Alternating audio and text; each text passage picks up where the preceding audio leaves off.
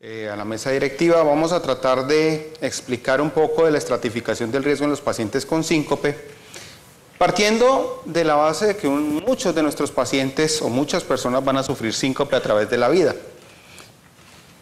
Pero antes de definir la estratificación del riesgo, uno tiene que saber qué es un síncope de verdad y qué no es un síncope.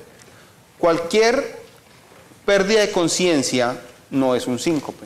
Tiene que cumplir unas características especiales que hacen que una cosa se defina como un síncope, como una caída o como una alteración de conciencia diferente. Es indispensable en el diagnóstico que sea una pérdida transitoria de conciencia, de aparición rápida, duración muy corta, habitualmente los síncopes duran cuestión de segundos, y una recuperación completa. Si el paciente tiene algún déficit neurológico posterior al episodio, si el paciente queda en posictal, si el paciente tiene alteraciones neurológicas o cardiovasculares persistentes o requiere maniobras de reanimación para restablecer la conciencia y la perfusión, no estamos hablando de síncope, sino de otras causas como son un estado de coma, una muerte súbita cardíaca abortada, un evento cerebrovascular o una convulsión. Y la causa final del síncope, pues es una hipoperfusión cerebral de carácter transitorio que puede ser de origen cardíaco o no cardíaco. Cuando vemos este círculo que es clásico de la guía europea del año 2009, pues tenemos una vía común que es una baja presión arterial y una hipoperfusión cerebral. En términos generales se ha dividido las causas de síncope en tres grupos. Reflejos inapropiados, donde está el grupo más importante de reflejo vasovagal, síncope de reflejo que está aquí, en sus presentaciones vasodepresora, mixta o cardioinhibitoria. La grupo de hipotensión ortostática, fundamentalmente por alteraciones neurológicas estructurales del sistema nervioso autónomo, o secundaria a condiciones de hipoperfusión o hipovolemia. Igualmente, siempre preguntar por medicamentos es muy frecuente, sobre todo en ancianos que toman altas dosis de antihipertensivos, en ocasiones presentar síncope, y debe ser uno muy cuidadoso en la valoración de este grupo de pacientes. Y queda un tercer grupo de pacientes donde el riesgo es mucho mayor, que son los pacientes con síncope de origen cardíaco, fundamentalmente relacionado con tres condiciones: alteraciones de arrítmicas, como son las bradiarritmias o las taquiarritmias, alteraciones estructurales cardíacas como la estenosis aórtica y otras condiciones, por ejemplo el mixoma. Cuando uno tiene un paciente con síncope, uno puede hacer una clasificación etiológica del síncope. Uno puede evaluar el paciente y encontrar causas vasovagales, por ejemplo una descarga adrenérgica, situacionales relacionadas con tos, con micción, al levantarse rápido. Síndrome del seno carotídeo, a veces es muy difícil de identificarlo. Clásicamente se refiere cuando se gira el cuello rápidamente o cuando hay una compresión del cuello por la corbata, pero vale la pena siempre evaluarlo. O cardiogénico, cuando tenemos evidencia franca de una alteración del ritmo del corazón que nos puede explicar los síntomas sincopales del paciente. También tenemos hipotensión ortostática, una disfunción autonómica primaria, una enfermedad del sistema nervioso central.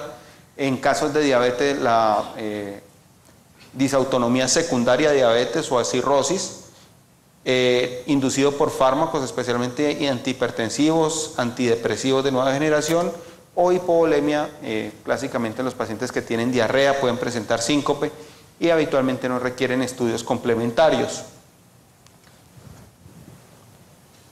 Depende de dónde uno evalúe el síncope, depende de la situación donde se evalúe, si es un servicio de urgencias, si es una sala general, si es población general, pues los porcentajes de los cuales participa cada una de las causas van a variar.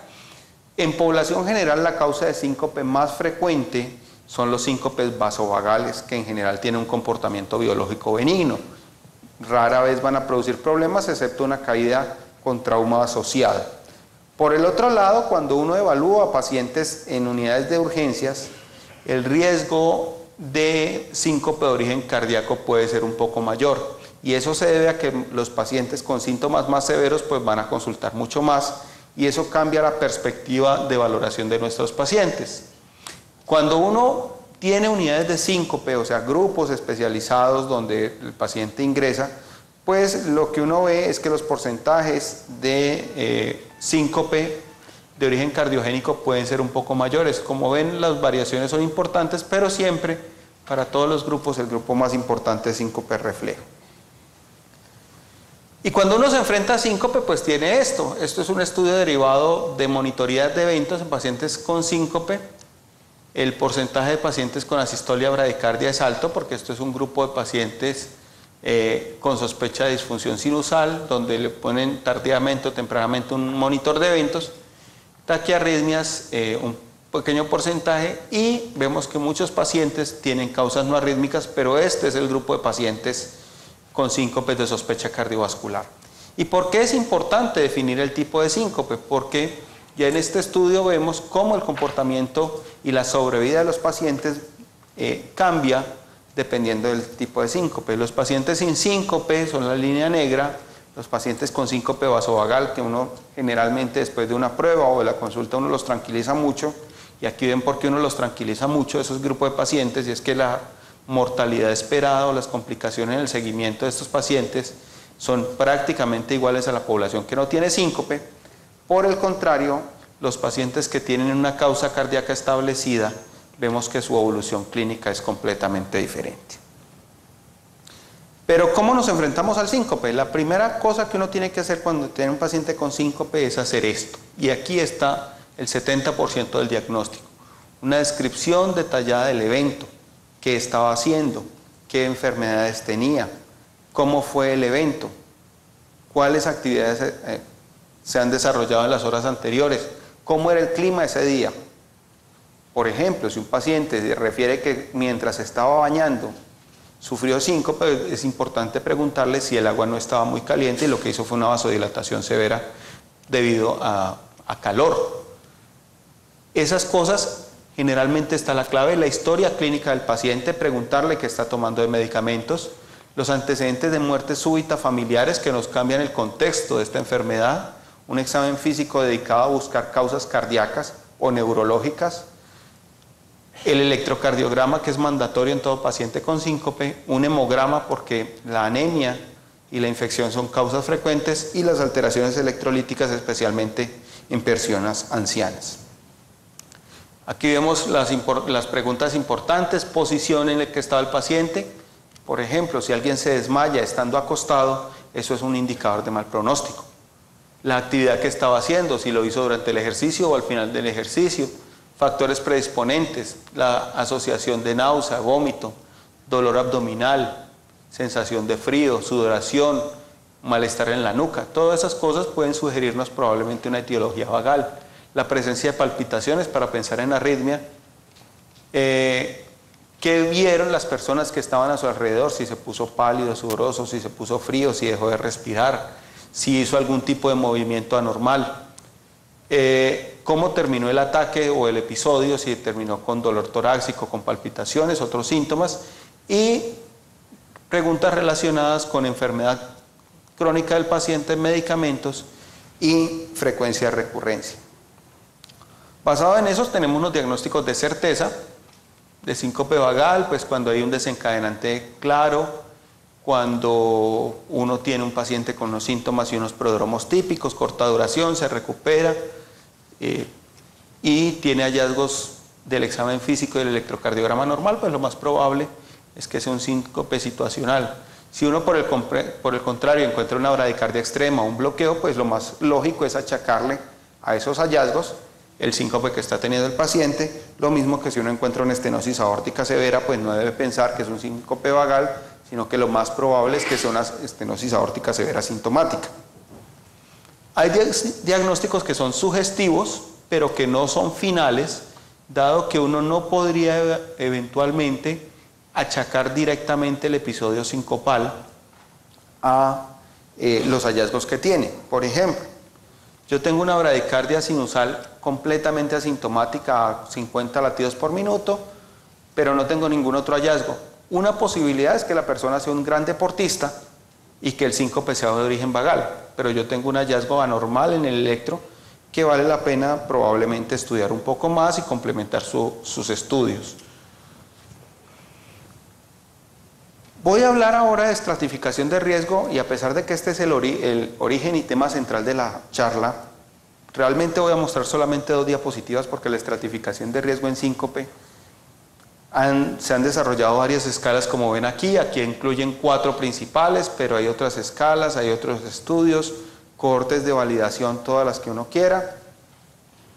Fundamentalmente vamos a ver el endpoint primario de la mayoría de pacientes es mortalidad 1 año o mortalidad 2 años, probabilidad de síncope cardíaco o eventos serios a 7 días. Dependiendo de la escala que uno usa y lo que uno quiere evaluar, pues usa estas escalas. Habitualmente nadie las usa en valoración clínica, pero sí es muy importante tener en cuenta que todas las escalas que se han desarrollado tienen los mismos puntos de valoración en general.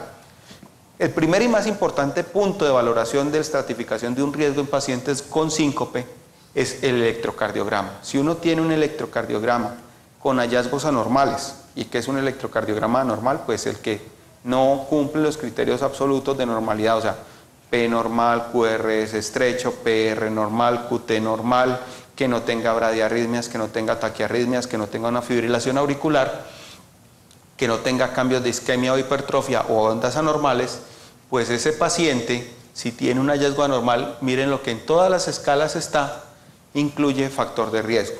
El segundo factor de riesgo importante es la presencia de enfermedad cardíaca estructural o sintomática. La falla cardíaca es un marcador de riesgo de muerte para pacientes que hacen síncope. De ahí para adelante varía más o menos en las escalas, la edad también, en mayores de 65 años para este grupo, mayores de 45 para este grupo de edad. La presencia de hipotensión o anemia también hace parte de los factores de evaluar. Y, por ejemplo, en la escala de Legis, las características del síncope durante esfuerzo, mientras estaba en supino, la ausencia de pródromos o la historia de trauma asociado son factores que predicen el riesgo. ¿Qué es lo importante aquí? Que cuando uno se enfrenta a un paciente que tiene un evento de síncope, pues uno debe valorar el electrocardiograma y la situación clínica del paciente y el riesgo de falla. Con eso prácticamente estamos cumpliendo con los puntajes de todas estas escalas de una forma muy fácil y sin gastar muchos recursos. Entonces, si yo tengo un paciente con un síncope y yo tengo una certeza diagnóstica, por ejemplo, un bloqueo AV completo, entonces, ¿qué hay que hacer? Pues no seguir estudios, sino darle tratamiento a la causa desencadenante. Si yo tengo un diagnóstico incierto, entonces yo ahí sí tengo que estratificar mi riesgo. Y lo estratifico con cualquiera de las escalas que tengo o una estratificación clínica básica. Si es de bajo riesgo, no requiere evaluaciones adicionales. Una persona joven, sin cardiopatía, electro normal, estaba de pie haciendo cola en un banco, después de 1 hora y media se siente mareado, siente sensación de frío en la espalda, vacío en el estómago, pierde la conciencia, rápidamente la recupera y no tiene ningún hallazgo adicional, pues eso entra en bajo riesgo. Ese paciente se puede mandar a la casa y probablemente, si no es episodios repetitivos, no va a requerir ningún estudio adicional. Pacientes de bajo riesgo o con síncopes recurrentes, pues hay que evaluar test para síncope vasovagal, mesa basculante. Vale la pena decir que en síncope el valor del Holter, excepto que los episodios sean muy frecuentes, es muy bajo. Los estudios neurológicos, como ustedes ven, no están incluidos prácticamente en ninguna de las partes del estudio de síncope.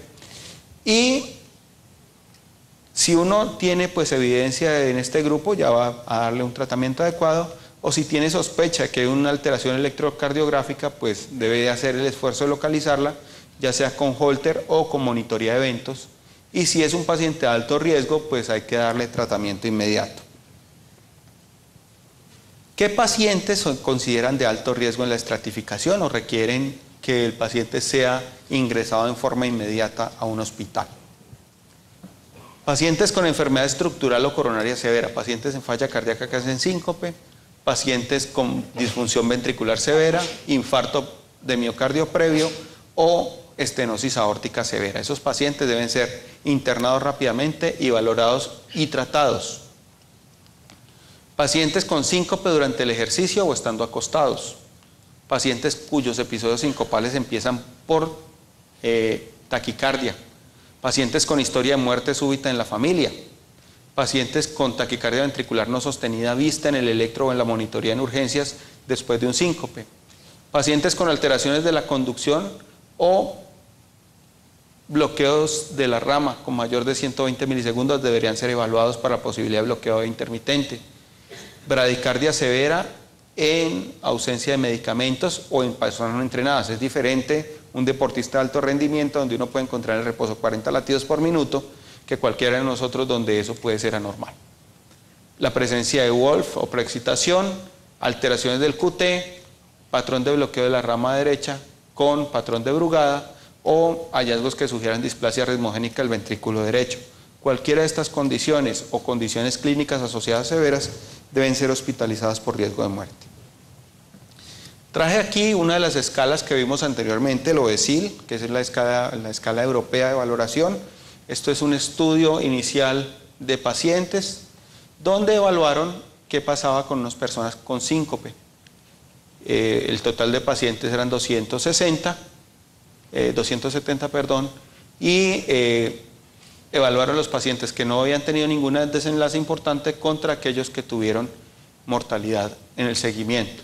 ¿Qué factores de riesgo encontraron importantes? Pues la edad, mayor de 65 años, el ser hombre no encontró diferencia, la hipertensión tampoco, la historia de enfermedad cardiovascular es un marcador importante, diabetes mellitus en el análisis inicial es importante, pero en el análisis multivariado pierde valor, episodios previos, síncope sin prodromos es muy importante, el paciente que está y súbitamente cae sin tener evidencia de nada más, trauma asociado y electrocardiograma anormal.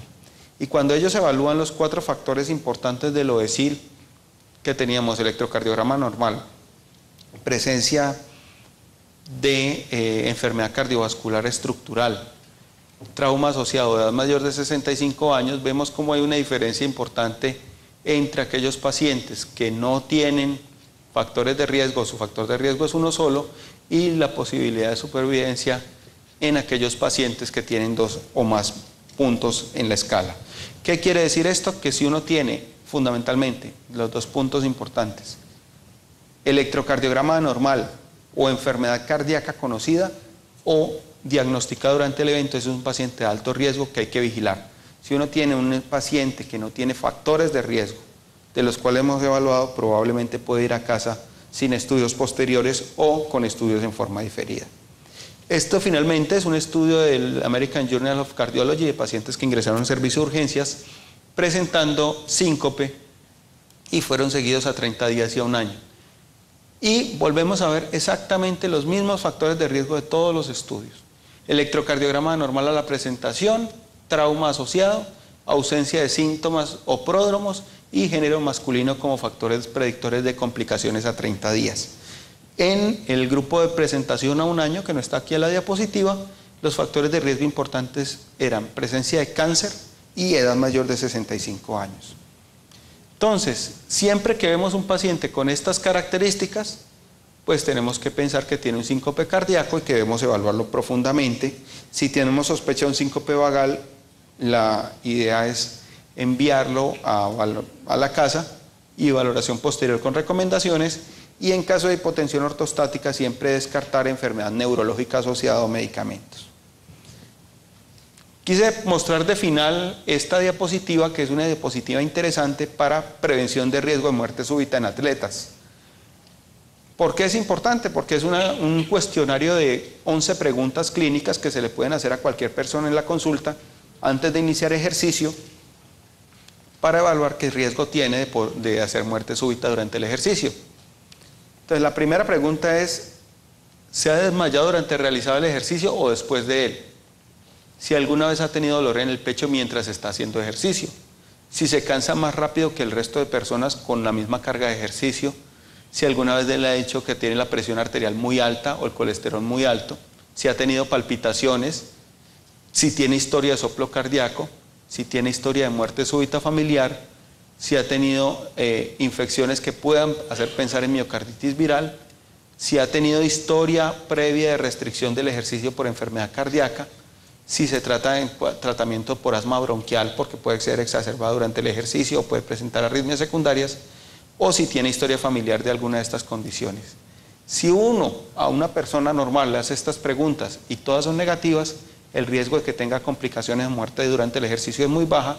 Si alguna de estas preguntas es positiva, valdría la pena hacer una valoración posterior para tratar de establecer el riesgo real y antes de empezar actividad física recreativa o competitiva.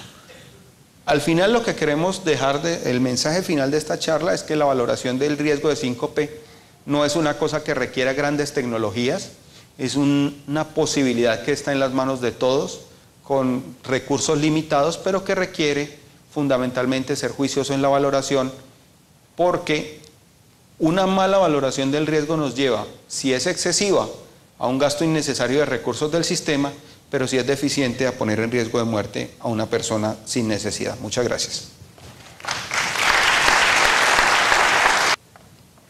Doctor Perafán, Sí. ¿Cuáles son sus mejores recomendaciones para un médico de urgencias? ¿Bajo qué características usted le diría al médico que puede darle salida al paciente para la casa sin ningún riesgo? Las mejores predictores son estos. Obviamente que la valoración juiciosa de cada caso es lo más importante. Las recomendaciones son: haga una buena historia clínica, establezca los desencadenantes, evalúe las causas relacionadas, tenga un electrocardiograma de base y sobre todo esté seguro de que sea un síncope. A veces sucede que las personas pierden transitoriamente la conciencia y quedan con una cefalea persistente posterior, los mandan para la casa como un síncope y una hemorragia subaracnoidea. Siempre recordar, los síncopes son transitorios y recuperación completa y no le quedan unos síntomas mayores después. Si uno tiene un síntoma mayor, eso no es un síncope y merece ser estudiado de forma diferente. Ahora, si es un síncope, tiene un electro normal, no tiene alteraciones hidroelectrolíticas, y uno está claro de que lo más probable fue una causa vagal, puede mandarlo a casa. Si tiene soplo, si tiene cardiopatía estructural, historia familiar de muerte súbita, lo mejor es una valoración secundaria antes de enviarlo a casa por el riesgo que hay de muerte súbita. Sí.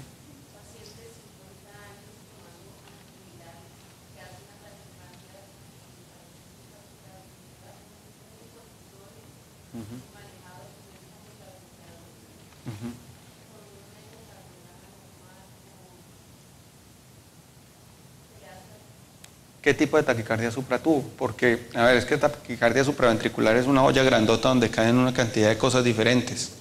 Si todos los estudios son normales y el paciente ha tenido un solo episodio en la vida y el episodio no fue severo y probablemente estuvo relacionado con un cuadro viral, lo más probable es observarlo. Pero si el episodio, por ejemplo, es repetitivo o tiene sospecha de Wolf o hay historia familiar de muerte súbita o tiene síncopes a repetición, pues el enfoque probablemente es diferente. Si tiene eco normal, estudios normales y la documentación no es de una taquicardia maligna, pues probablemente puede ir a casa, y más si es una causa secundaria.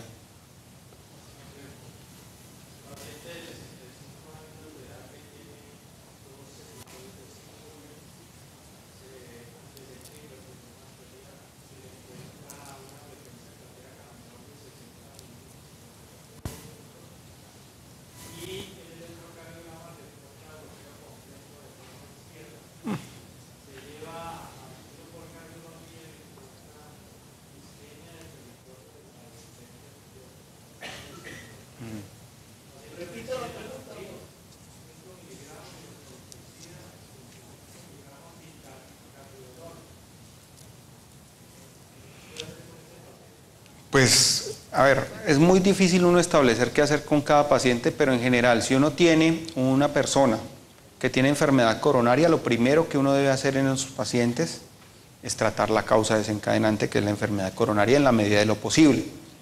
Si el paciente, además de eso, requiere betabloqueadores y tiene un bloqueo de rama izquierda, la función ventricular, depende de la función ventricular. Si la función ventricular es buena, más de 45% probablemente, y requiere betabloqueadores, y eso le va a bajar la frecuencia, y uno espera síntomas, pues es probable que requiera un marcapaso. Si el paciente ha tenido síntomas, fracción de eyección baja, y tiene un bloqueo de rama izquierda, y además de eso tiene síntomas de falla cardíaca leve a moderada, probablemente ese paciente es con lo ideal sería poner un desfibrilador con resincronizador. Entonces, como le digo, la respuesta depende de otros factores adicionales a los que me comenten. Ahora, por otro lado, los pacientes con bloqueo de rama izquierda pueden tener bloqueo intermitente y vale la pena evaluar esa posibilidad, sobre todo con síncopes recurrentes.